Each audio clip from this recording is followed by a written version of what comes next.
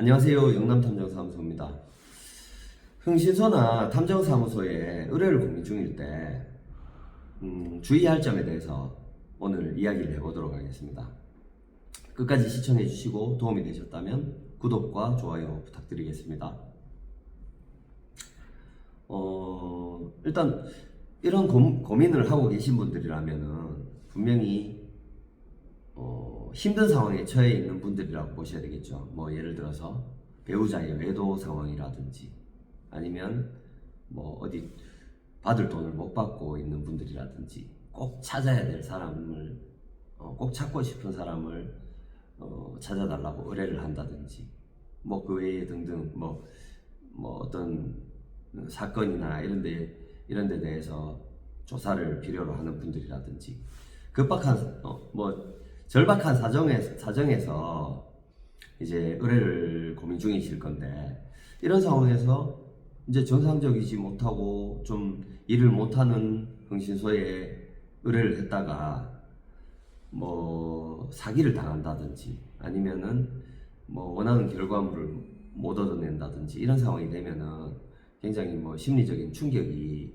클 것 같아요. 그래서 이제 오늘은 어떤 부분을 고려해야 될지에 대해서 말씀드려 보도록 하겠습니다.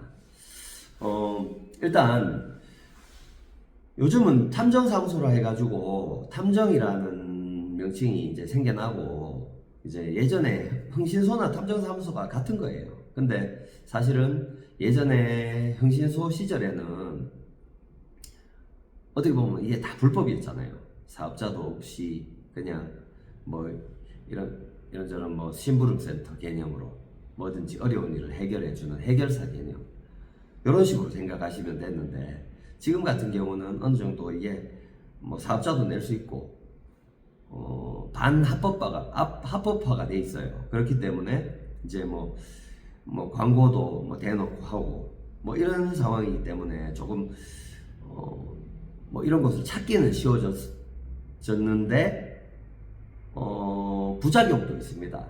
그만큼 신생업체가 많이 생겨나고 뭐 광고를 엄청 공격적으로 한다든지 이런 업체가 있으면은 저희 업계 특성상 이제 단골이라는 개념이 없을 거잖아요.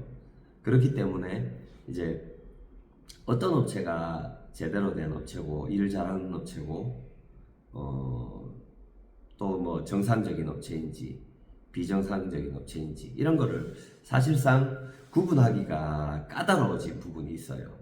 그래서 흥신소나 탐정사무소에 의뢰를 할 때 뭐 제가 꼭 주의해야 될 부분과 이제 어떻게 해야지 좀 더 나은 결과물을 얻어낼 수 있을까, 뭐 사기를 방지할 수 있을까, 이런 부분에 대해 가지고 제가 말씀드리는 건데, 첫 번째로 염두에 두셔야 될 게 이제 사무실이나 사업자 등록 이런 거를 한번 확인해 보시면 좋을 것 같아요. 이제 사무실이 뭐 아예 없는 곳도 있을 수 있고, 또 사업자 등록을 위해서 이제 공유 오피스나 이런 데를 그냥 주소지만 사용하는 경우들이 많습니다. 근데 뭐 그까지는 이해를 할 수가 있어요. 요즘은 뭐 대면 상담을 하더라도 사무실에서 상담을 원치 않고 이제 뭐 출장 상담을 원하시는 분들이 워낙 많습니다. 그렇기 때문에 사무실이 굳이 필요가 있다고 생각되지는 않아요. 사무실이 정상적인 사무실이 없다고 해도 그거는 크게 뭐 이상한 업체가 아니라고 생각을 해요. 근데 최소한 규모가 어느 정도 있는 업체는 아니라고 생각하시면 될 것 같아요. 자, 그리고 사업자 같은 경우는 뭐 사업자가 없어도 일은 잘할 수 있습니다. 예전에 이제 흥신소 시절부터 쭉 해오던 업체들 같은 경우는 아직까지도 사업자 등록을 사업자를 정확하게 안 올리고 이제 뭐 영업을 하는 업체들도 있는 걸로 알아요. 근데 그렇다고 해가지고 일을 못하는 업체냐? 그거는 아니라고 생각합니다. 하지만 이제 혹시라도 뭔가 문제가 있을 상황에 대비해 가지고 그런 사업자 등록은 한번 확인해 보실 필요가 있을 것 같기도 하고요. 자, 그리고 두 번째로 후불제 흥신소를 찾아야 됩니다. 탐정사무소나 흥신소 같은 경우는 뭐 보통 진행되는 방식이 계약을 할 때 이제 뭐 정상적인 업체들 같으면 이제 뭐 계약금을 받고 착수금 또는 계약금을 받고 일을 진행을 시작을 하고요. 그리고 후불제로 보통 진행을 하게 됩니다. 그렇기 때문에 그렇게 되면은 최소한 이제 이 업체가 정상적인 업체가 아니더라도 계약금 정도만 손해를 보면 되는 부분이잖아요. 그러니까 최소한의 그런 부분은 대비를 할 수가 있고, 그리고 저희도 그렇습니다. 결과물이 제대로 된 결과물이 안 나왔을 경우에도 저희가 뭐 사실 불편합니다. 사실 뭐 저희가 잘못해서 뭐 그런 게 아니더라도 사실 그런 상황, 이런 일대로 했는데도 결과물이 원하는 결과물이 나오지 않았을 경우가 있어요. 예를 들어서 사람을 찾는 일 같은 경우, 아니면 돈 받는 일 경우, 이런 경우는 뭐 사실 결과물이 원하는 대로 안 나올 수가 있잖아요.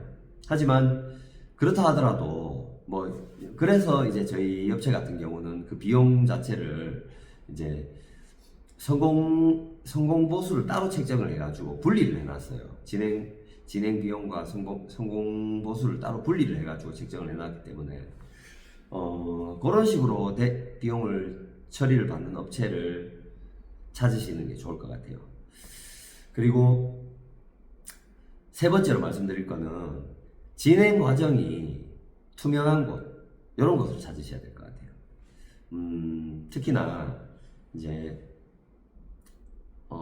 배우자 외도 증거 조사 또는 상간자 정보 조사를 의뢰하시는 경우에 이제 사실은 업무를 진행하다 보면은 사실은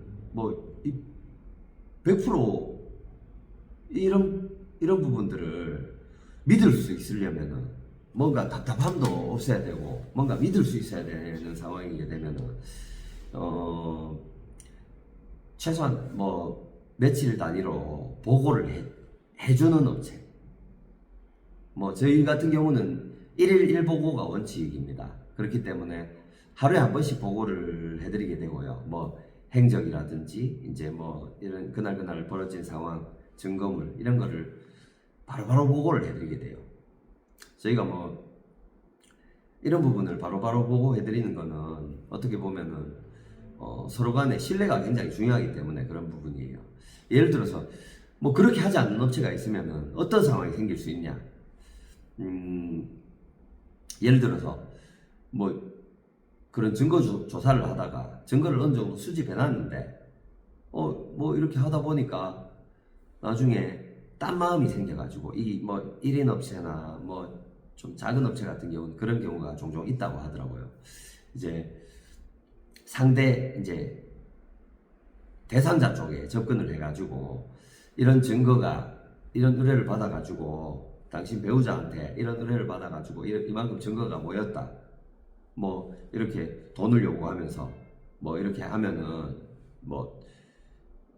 돈을 얼마 이렇게 주면은 이 증거물을 안 주고 당신한테 다 넘겨주겠다. 이런 식으로 해가지고 양쪽에서 돈을 그래놓고 의뢰인한테는 아무런 일이 없었다. 이렇게 통보를 해주고 이제 양쪽에서 돈을 받아 챙기는 그런 업체들도 있다고 하더라고요. 그렇기 때문에 1일 1보고를 받게 되면은 바로바로 그거를 증거물을 받고 이제 그렇게 하게 되면 증거물을 받지는 않더라도 이런 상황에 대해서는 보고를 바로바로 받으시는 게 좋을 것 같아요. 경우에 따라서 업체마다 일하는 스타일이 다르기 때문에 제가 다른 업체를 비하하려는 게 아니라 이제 그런 업체들도 있습니다. 그래 이제 한 번에 이제 돈 부분 때문에 그렇겠죠. 후불제로 진행하다 보면은 이제 마지막에 이제 증거물은 한 번에 이제 모아서 전달해 드리는 그런 시스템을 가진 업체들도 있기 때문에 제가 뭐 그게 나쁘다는 말은 아닙니다. 하지만 바로바로 피드백을 받고 보고를 받을 수 있는 그런 업체를 선정하게 된다면 조금 더 신뢰가 가지 않겠습니까? 그리고 또 저희 업체만의 특장점 하나가 있다면은 중간중간에 이제 소통을 통해 가지고 뭐 어느 정도 바로바로 피드백도 받을 수 있고, 그리고 좀 답답함도 해소해 드리고, 그리고 뭐 또 정신적으로 심리적으로 좀 힘든 부분들을 저희가 좀 많이 헤아려 가지고 많은 위로의 말씀도 드리고 막 이야기도 많이 들어드리고 하기 때문에 그런 부분이 뭐 저희한테 일을 진행해 보신 분들 입장에서는 저희한테 다들 그런 부분이 굉장히 좋았다고 말씀해 주시더라고요. 그래서 그런 부분이 굉장히 큰 도움이 되실 수 있다고 생각합니다. 오늘 일단 제가 이런 말씀을 드린 거는 아무래도 뭐 어려움에 처하신 분들이 조금 이런 저희 같은 업체에 의뢰를 할 때 좀 더 믿을 수 있는 업체를 선정하고 좀 정신적인 스트레스를 덜 받게 해드리고자 이런 말씀을 드렸고요. 도움이 되셨다면은 좋아요 한번 꾹 눌러주시고 다음에는 또 더 좋은 영상으로 도움이 되는 영상으로 찾아뵙도록 하겠습니다. 감사합니다.